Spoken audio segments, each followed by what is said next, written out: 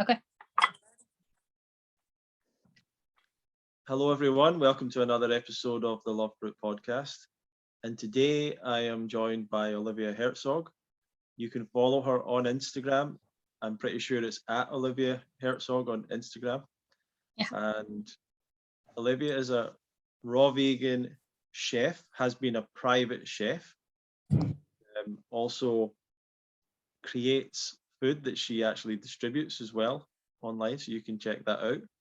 And has a very successful account sharing a lot of information about her journey online, and we're going to learn more about that as well.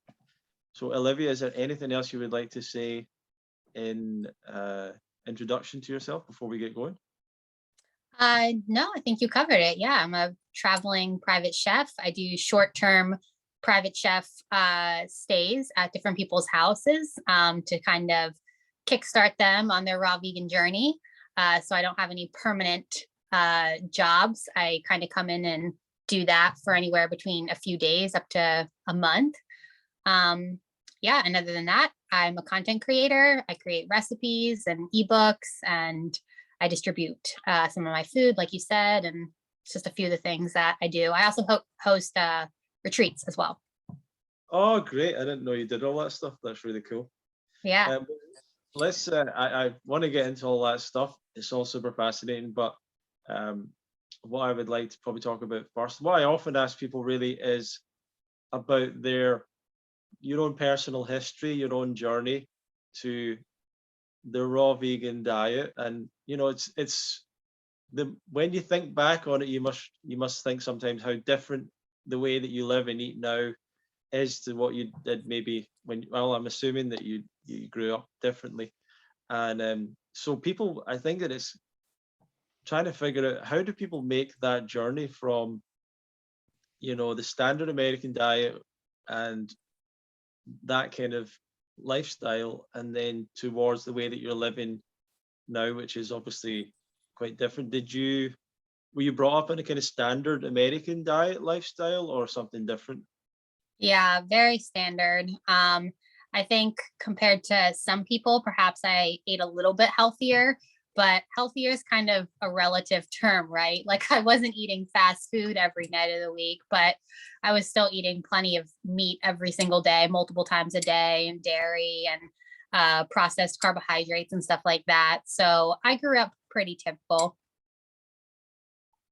Yeah, and were you healthy growing up generally? Did you feel good? Physically, I was all right. I had pretty severe eczema when I was younger, but that kind of went away as I got into my teenage years and my 20s. It kind of, I guess I just really suppressed it. But when I was younger, it was really bad. And I remember being really embarrassed as a kid because I'd have like giant patches of like oozing eczema on my arms and legs. And kids would ask me, what's wrong with you? And so I'd always try to cover that up. But other than that, I was relatively healthy, but I did struggle quite a bit with mental health issues. I had an eating disorder, a pretty severe eating disorder at one point, a lot of depression.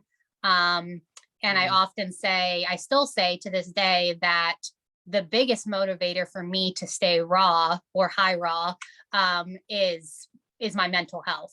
Everything is connected. Physical health is so important, but I think what a lot of people don't realize is, there's so many people that's struggling with depression and anxiety and suicidal thoughts. And a lot of that has to do with all kinds of crazy things that are going on in the world, right? But a lot of that also has to do with the terrible deficient diets that so many people are eating. And I have found so much relief from my mental health by eating a raw foods diet. So that's really what keeps me primarily on track.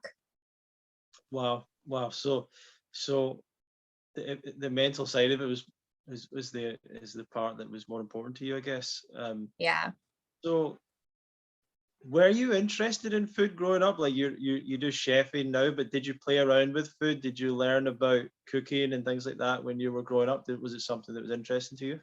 Yeah, I remember I loved to bake. I would bake almost every day. I'd bake cookies or pie or cake or whatever.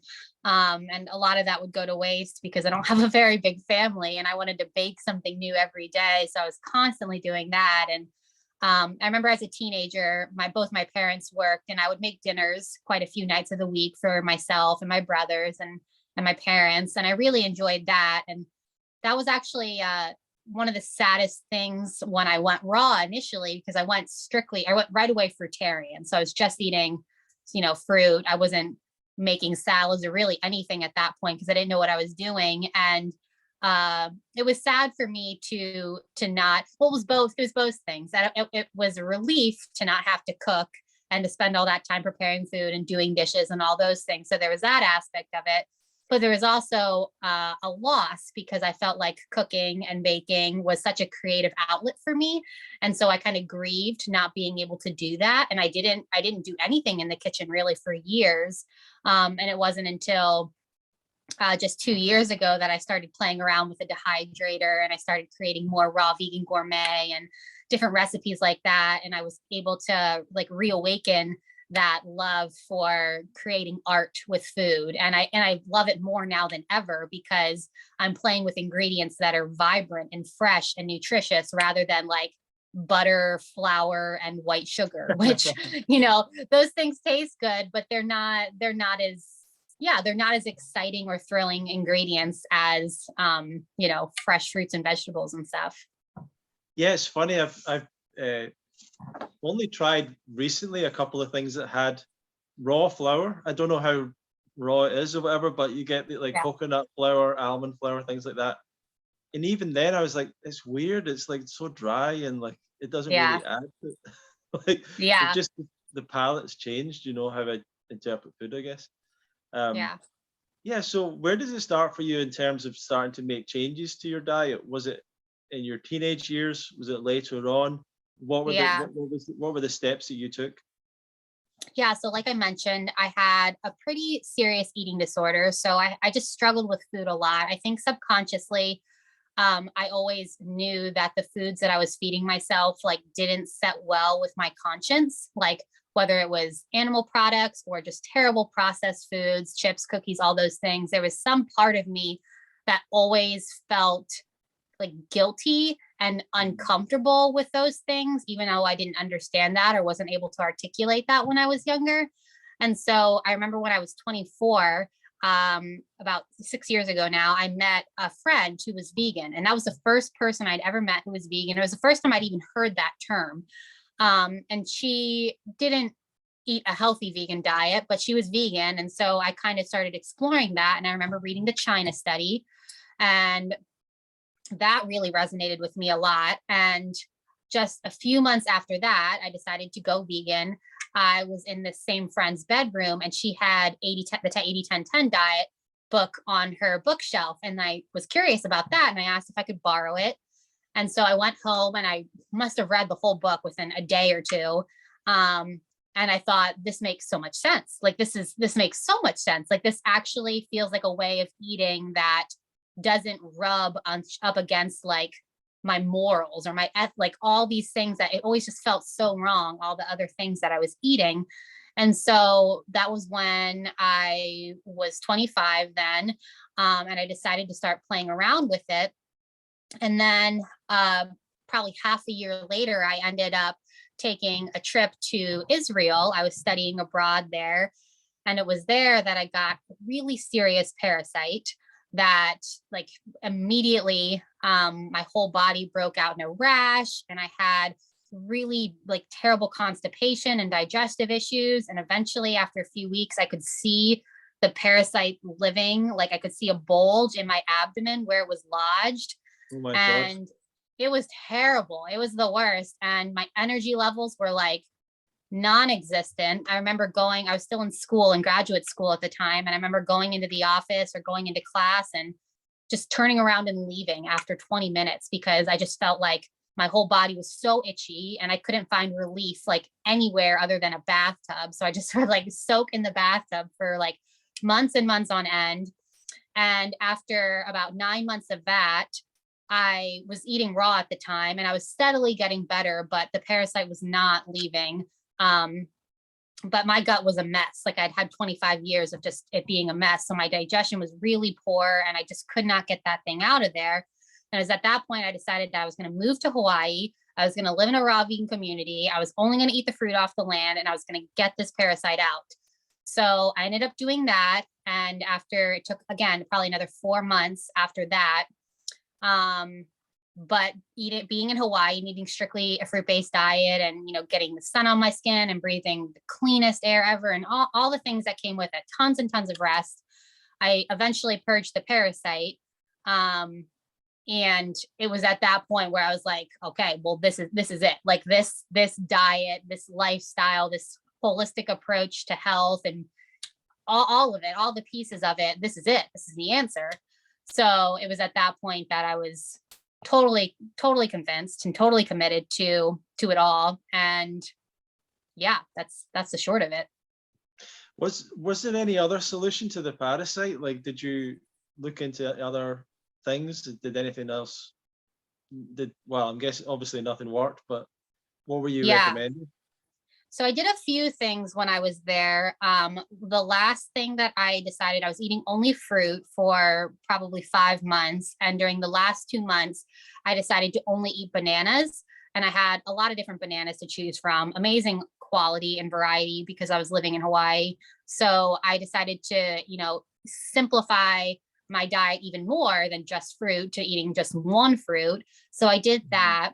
I also, but with that, I also had someone who was living there that was telling me how healing noni juice was. So I was taking shots of noni juice in the morning, which was like, yeah, it was terrible. It was the worst. And I don't really think that had a really positive effect. Maybe it did. I don't know. But I was doing that. But I do think I did one other thing. I was supplementing with black walnut and wormwood. And I do think that those 2 supplements did help irritate and pull the parasite out eventually. So those are the only other things I did. I took the black walnut and wormwood for probably about a month, and ate bananas, and did a lot of sleeping. And that was it. I didn't take anything else. Was there any reason that you didn't go down a medical approach? Was there any like antibiotics or anything that could have worked? Maybe, but what initially happened when I got back from Israel is, I probably a week after I got back, I was such a mess, and I didn't know what was wrong with me at that point. So I went to the emergency room, and I explained to the doctors and nurses there what was going on, and they ran a bunch of tests and basically told me that I was crazy, that there was nothing wrong with me, that I was perfectly fine. And it made me feel like I just felt like I left feeling like I was just being dramatic, or that there wasn't really anything wrong, and I was just being like a silly woman, and I was just making a mountain out of a molehill. And I felt so humiliated because I knew in my body something was extremely wrong, but I was told by all these professionals that essentially I was making it up because there was nothing wrong. Like they didn't see anything. So that really, I was already not very interested in like traditional medicine at that point. But after that experience, I was like, I am done. Like you're going to have to like drag me to a doctor or a hospital, like unconscious the next time I'm going to go back, because I'm not going to deal with that again. Like I know when something's wrong. I know that it's actually my inclination to belittle things rather than dramatize them. So if you're telling me that like there's no issue when there is an issue, then I want nothing to do with you. Right. So yeah, I had no interest in like pursuing that any further. I was like, that's it. I'm going to figure this out on my own, and I'm going to do whatever it takes to heal myself. Wow. I thought you would have got more support there, but interesting. Yeah. Let me ask you about the community in Hawaii, and how did you find out about that? And maybe tell us a little bit about the journey there, what it was like, the people. Is it still there now? The lifestyle there. Maybe you can tell us about that. Yeah. So I'm not honestly entirely sure how I found out about them. It might have just been a Google search, or maybe I was watching something on YouTube and I found out about it. But the place was called Kanakiki. It's a pretty well-known raw vegan community on the Big Island of Hawaii. It's no longer Kanakiki. It's been sold, or it's in the process of being sold right now. So people can't go anymore. But I found out about that, and I just like had my heart so set on going there. I just was like, this is where I have to go. This is the place that's gonna heal me. And so I spent 5 months there in 2018 at the beginning of the year. It was totally transformative in so many ways. I learned about living in community, sharing our resources. I learned nonviolent communication. Like I said, I was doing so much resting there because I was so weak from the parasite, and my energy levels were so low that I did just a lot of laying on the beach or laying outside in the sun. And then I ended up leaving there because the volcano erupted on the Big Island and was coming towards the farm. Luckily, the lava stopped short of it, and I went back later in the year to help them kind of rebuild, because after 6 months of no one being there, the jungle had completely taken over, and there was a lot of work to do. So I went back to help them, get things up and running again. So yeah, that was an incredible experience in so many ways.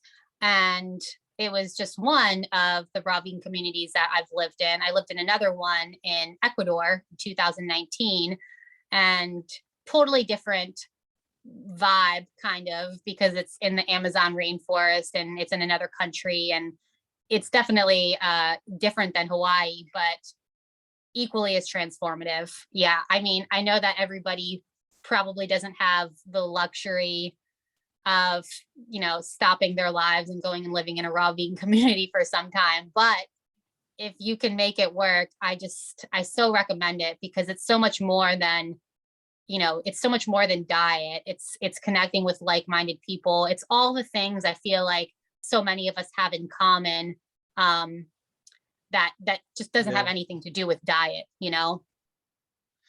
Yeah, so at that point, you'd kind of made the decision that you were going to stick to something like that diet you were doing there. And how did that sort of impact your life? Was that a difficult change or transition, or was that completely welcomed, or how did you deal with Yeah. all that? Yeah, it's interesting. So when I was in graduate school, the plan initially was for me to continue my studies and go on for a PhD, and I was going to teach in colleges. I was going to be a professor. But after, the parasite, and a few other things that a few other people I had met at that time kind of got me to a point where I decided that I wanted to diverge from a more traditional path, and I wanted to start traveling, and I specifically wanted to travel places to have fruit. And so I went to Thailand for a bit and other things. So that's pretty much been the last 5-ish years of my life, where I've just kind of been exploring the world and exploring my internal terrain and trying to figure out what it is that matters to me or why I'm here, and just sort of asking a lot of questions. The raw food thing, I think, propelled that situation along faster, but I was already on this journey of asking a lot of questions about life and the meaning of life and what I wanted to do here, and all those big existential questions. So yeah, raw food definitely, I think, exasperated that. And yeah. It's really interesting. A lot of people never really ask themselves those questions, like what do they want to do with their life? And Yeah. a lot of people just don't believe that they can make any change to their life, I think, or I'm not sure what it is, but yeah. So from there, like, I think you've been to the communities. You also went to Woodstock Fruit Festival. I think you've been there a number of times. Mhm. Do you want to talk about that? Was that important as well? Yeah, that was definitely an important part of it. Woodstock for me is kind of a time of, it felt kind of like more of a time of reconnecting. It didn't feel like, I think for some people, it's really a profound space because they don't know people in their lives who are raw, and they haven't lived in a raw vegan community or experienced some of those things. And so that's like the one place where they go to get that, you know, community. They get that connection. For me, it's more like I get what it's like to be around these people. But it's like so good because so many of us from all over the world meet in that one particular spot every year, and we're able to, you know, reconnect. And that's super valuable. So yeah, that's another really good place for people to go, especially, like I said, for the people who might not be able to stop their lives and go move to a raw vegan community for however many months. Going to Woodstock is an incredible space to go just for a week every year, and to be able to meet so many people who get it. Yeah, absolutely. Absolutely. And I think that the thing that I think your instinct was so good with, like, you realized what you wanted to do or had to do in terms of changing your diet. And it was like your first thing was to go to a community. And I think a lot of people don't realize how important that is to get that encouragement, that support, to have people around you. And a lot of people are stuck like watching things online, reading Mm, books, and they're still not making it work for them. And there's something mm. missing. And I think that you sort of straight away did the right thing in a sense. Did you feel that? Yeah, well, that's why I kind of hesitated earlier when I said, you know, not everyone might have the luxury of it, but in a way, it's not a luxury because I decided that I was going to stop everything about my life to go do this thing that I needed to do. Like, in a sense, it was not an easy decision because I Mm, had a life, you know, I had a life that I was living, but nothing mattered to me as much as fixing my health. And so I was willing to do anything. And I think anybody anybody could do that. Anybody who's committed enough to anything can make it happen. And so perhaps, you know, I was young, I didn't have kids, I wasn't married, none of those things. So maybe it made it easier for me to make that choice. But at the same time, I think you're right. There are a lot of people who are not finding ways to make it work. They're not getting the support that they need. And so if that's the reality and you want to make this thing work badly enough, then you got to, like, just admit that to yourself and do whatever it takes to go get the support that you need. And that's why I mentioned too that I've been hosting these retreats. I did 2 last year, and I'm planning on another one coming in January, because yeah, you can't underestimate the power of getting together with people in real life. You know, I talk about health and raw food every single day on Instagram. A lot of us do, and I think that that does help people. I wouldn't do it if I didn't think it was helping people, but I don't think that I don't think that the help and the significance of it is nearly as great as when you literally get together with people. And yeah. so creating more of these events or retreat spaces or whatever that encourages people to get away from their life and into a situation that is safe and supportive and conducive to them, you know, really focusing on their health, even just for a weekend. I think that that's really powerful. Absolutely. Absolutely. Um, so when did it start for you sharing it online or teaching others? How did that all start? Yeah. So when I was in that second raw vegan community I mentioned in Ecuador, that was at the end of 2019. Um, I was traveling with my boyfriend at the time, and we were living, you know, in this amazing raw vegan community and meeting all these cool people from all over the world and eating amazing fruit. And I created this scenario that I wanted. This was exactly where I wanted to be. And yet I felt such a deep sense that something was missing. I just felt so empty. And I couldn't shake that feeling. And so I Mhm. started praying about that and just kind of saying, like, what is wrong? I thought this was exactly where I wanted to be. Everything seems perfect from the outside looking in. Why do I feel so wrong about this situation?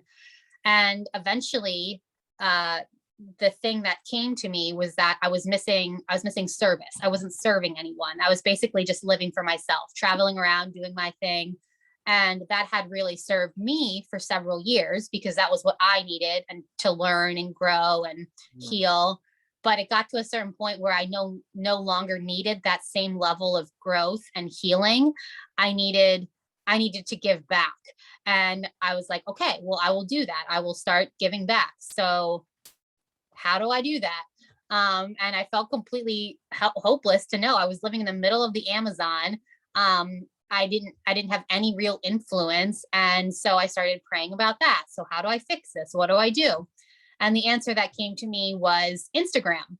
And I thought, no way, like, I do not want to do that. Please let it be any other answer other than social media, because I wasn't really on social media. I think I had 300 followers at the end of 2019.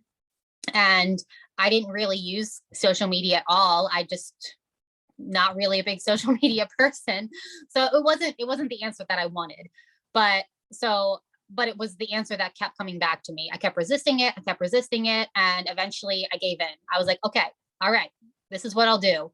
So at the very end of 2019, I committed to posting every single day in 2020 on my feed and doing tons of stories all throughout the day. And that I was going to do that every day for the next year.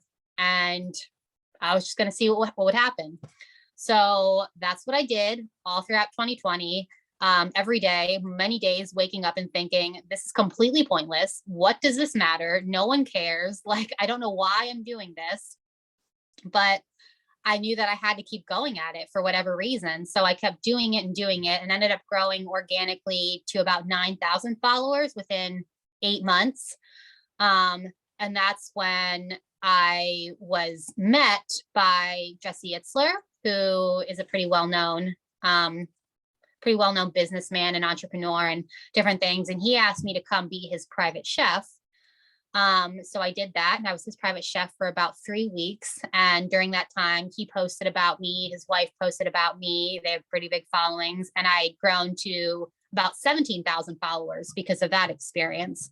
So that's when I grew a lot. I had a lot more exposure, and that's pretty much when things really changed for me. And I really started focusing on taking what I had been building on social media, not knowing why I was building it on social media, and turning it into like a business, turning it into a career, recognizing that I wasn't just doing this for the heck of it, but that I was going to use this platform to really reach people and to provide services and products to them that could change their lives.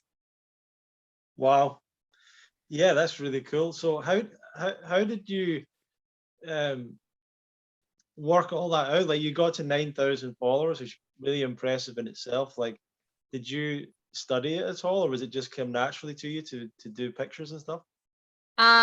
I did read. I read a lot. I read everything, everything that I'm interested in. So I did read books, articles. I followed closely along people who had followings and platforms that were similar to mine, and I observed what they were doing, and I just started mimicking them. I started playing around with more raw food at that time. Like I said, I started playing with like raw vegan gourmet, and so I had like pictures that I started taking, and those were getting increasingly better, and my food was getting increasingly better. So then that was drawing more people in, and I've always been a thinker. So I think some of my captions were pretty thought-provoking, pretty compelling. So that was helpful. Speaking of which, some of your captions recently have been really thought-provoking. So you're doing a really good job there. Sidebar. But yeah. So it's just a lot of little different things. I think, I don't know that it necessarily came naturally to me. I didn't really enjoy it, but I didn't enjoy it for a long time. And truth be told, I don't always enjoy it right now. But at this point, I feel I have some sense of duty to my followers and to the world at large to continue sharing what I have learned and what I continue to learn, because I mean, the world needs more healthy people. That's for sure. That's amazing. Yeah, let's talk about the experience with Jesse Itzler and living with his family, private chef. How was that something you thought about doing, or was that like the first time someone had reached out to you with that idea? You know, what? Yeah. How did that come about?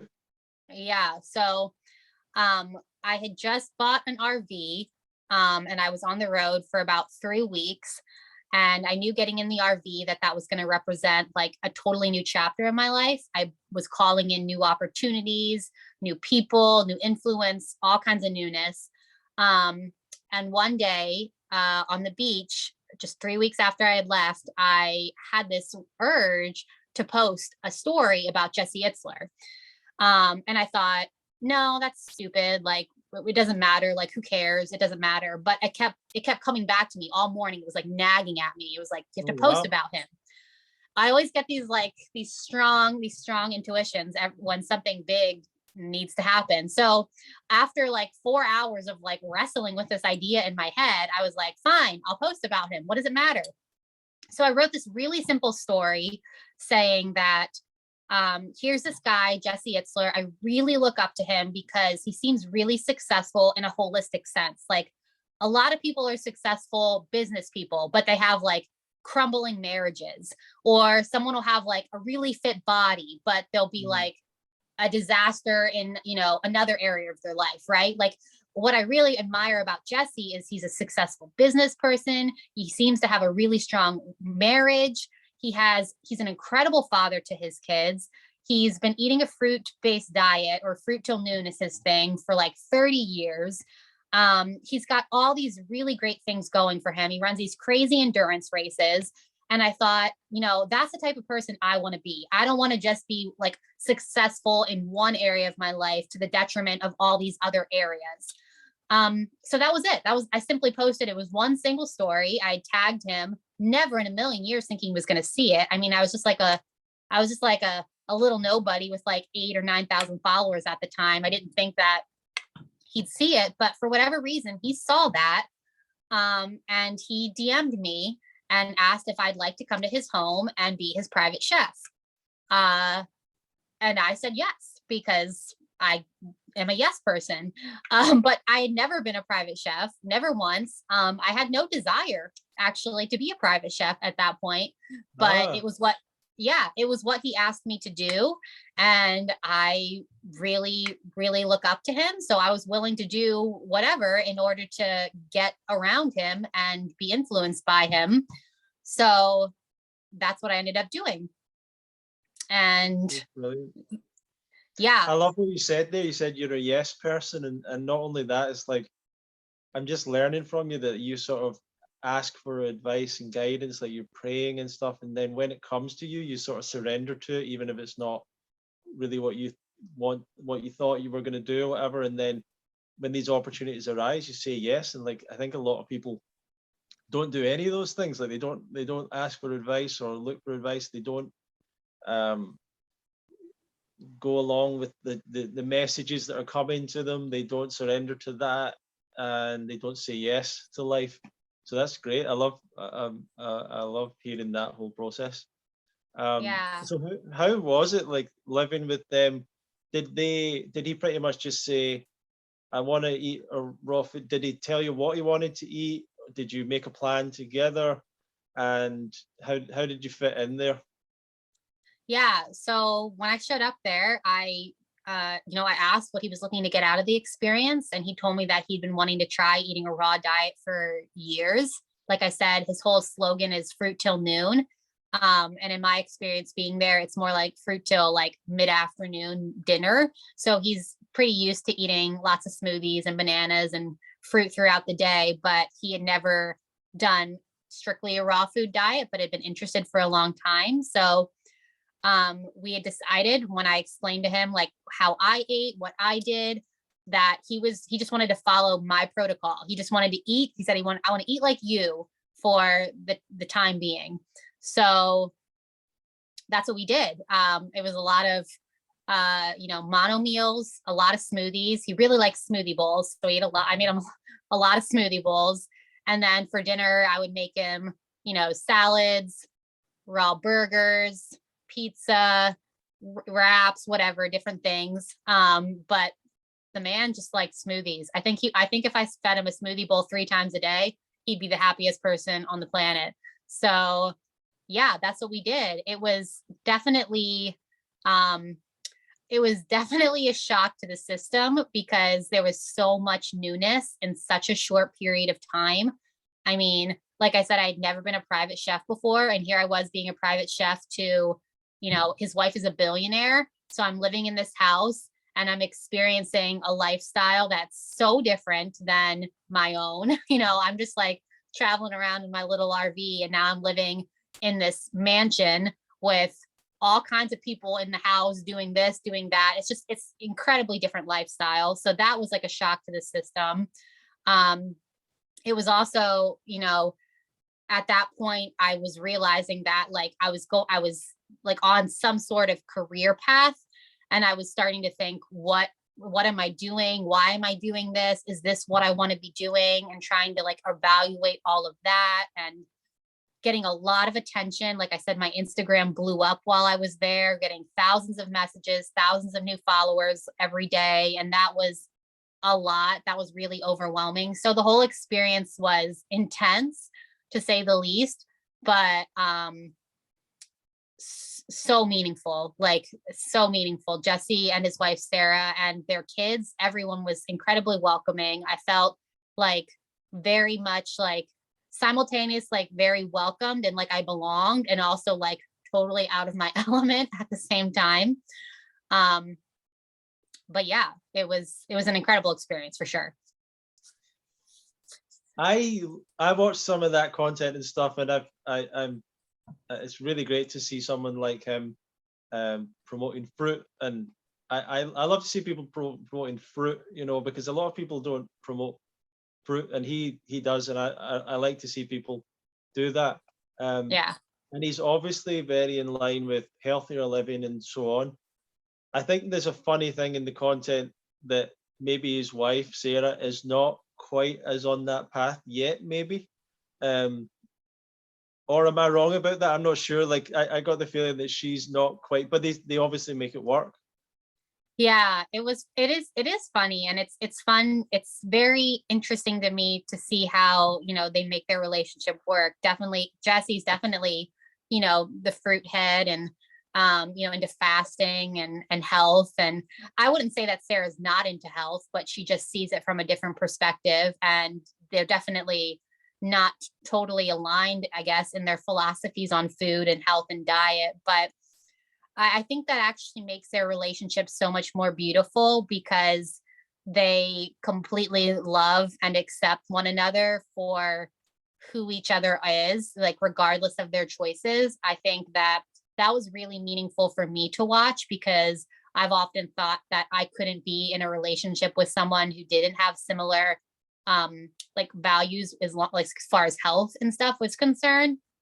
And maybe that is true for me or for some other people, but it's also like really incredible to see a marriage and, people who don't see eye to eye on certain things, but don't really care. You just love the person regardless. And I think that that's a beautiful example of more of what we need in the world, are like all of us accepting one another for all our quirks, for all our differences. We don't get anywhere because we, get angry and cancel one another because we disagree. Obviously, we have strong beliefs. You and I have strong beliefs about diet and health and ethics and stuff along those lines. But at the end of the day, like, we're all people who are trying our best with the information we have. And I think that we just have to honor that, and Jesse and Sarah honor one another for their differences. And that really left an impression on me for sure.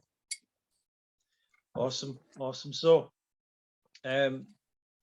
since then, taking it up to the present day, I suppose, what have you been doing since then? And what are you planning in the future?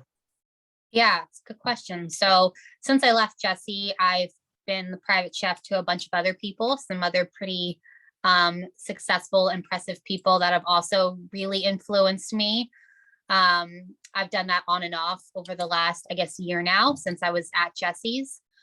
I have also hosted a few retreats over the past year. I've written a whole bunch of ebooks.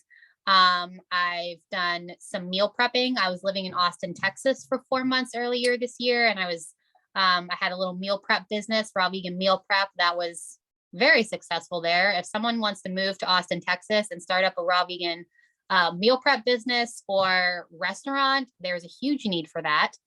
It's a really growing city, but now I'm back in Pennsylvania for now, and my greatest interest, my highest excitement at this point is getting raw vegan or even vegan, like clean products on the market. Granola bars, wraps, like snacks, like donuts, different things like that. I think that,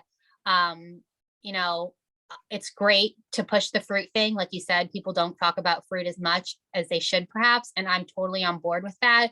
But the reality also is that a lot of people aren't ready for fruit, or they're not ready to eat exclusively fruit.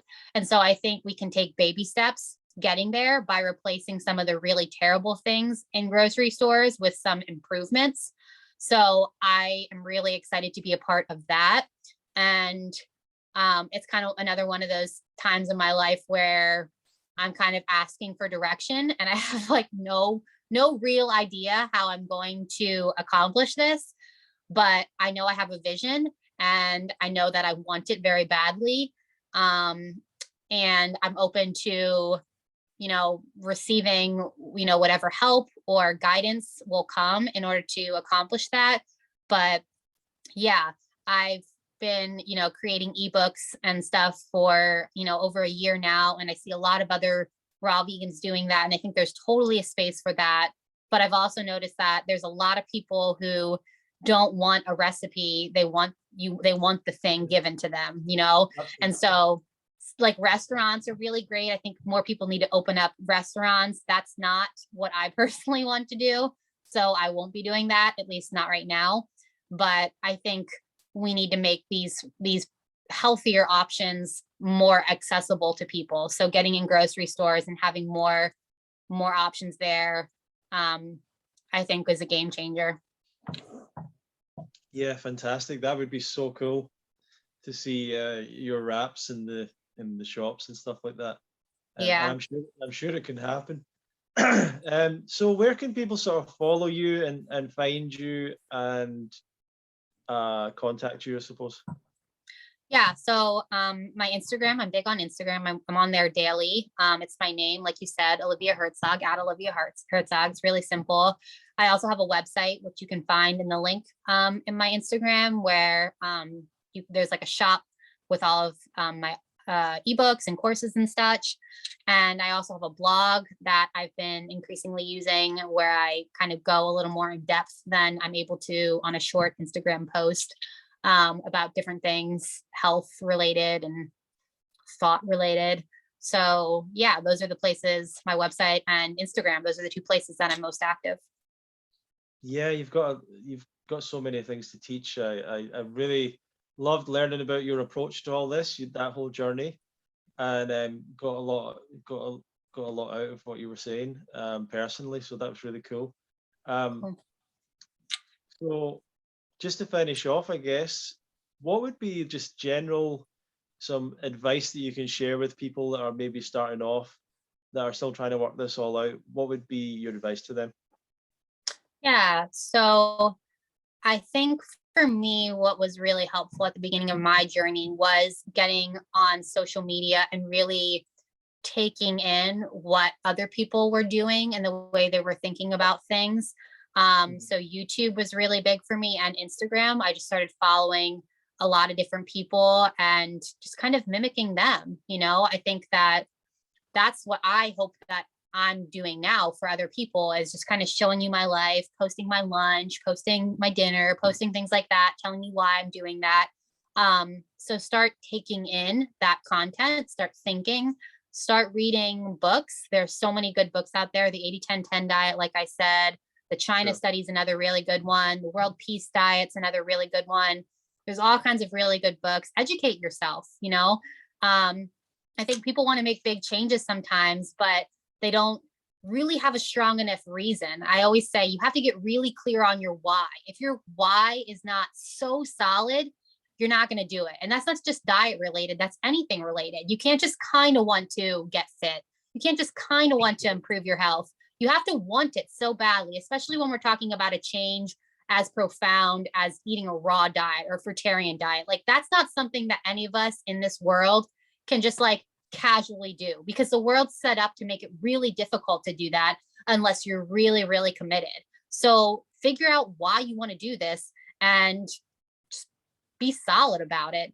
So that's another thing. And then the last thing that I think is really important is getting yourself around people who are doing this thing successfully, long term, who want it or are committed to it, whether that's Woodstock, like we mentioned, whether that's one of my retreats, whether that's going to find a raw vegan community, whether that's just going and visiting a friend or anything. Start reaching out to those people and getting yourself around people who have the same values, because it's hard. It's hard to do this thing when you're surrounded by friends and family that don't get it. So make space for the people that do. Thank you very much for joining us today, Olivia. And thanks everyone for watching and listening. Please feel free to give us some feedback and share this with others. And go and follow Olivia at Olivia Hertzog on Instagram and check out all the stuff she's doing there.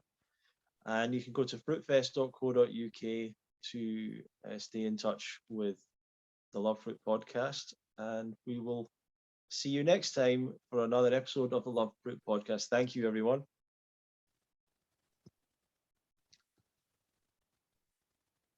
Stop. Okay.